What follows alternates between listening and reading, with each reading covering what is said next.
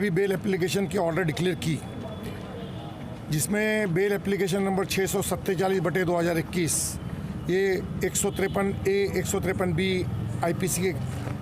IPC कलम के खिलाफ ICP का आधार पे इन्होंने दाखिल किया था, जिसमें अशरफ और यूनुस ये 2 जन की बेल कोर्ट ने मंजूर की है।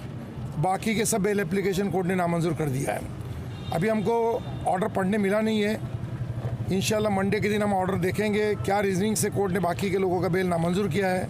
उसके बाद में फिर हाई कोर्ट जाना है नहीं जाना है हम लोग सोचेंगे, क्योंकि अभी ऑर्डर पढ़ने मिली नहीं है।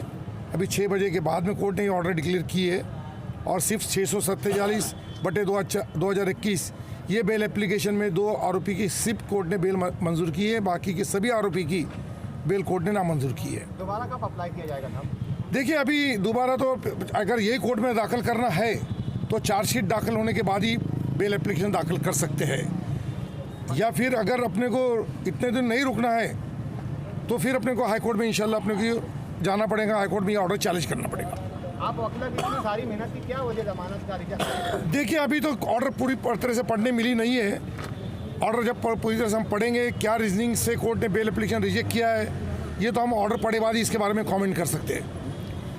हमारा पता याद रखें, मालेगांव, मुस्तफा बंगार बाजार, डायमंड कार से।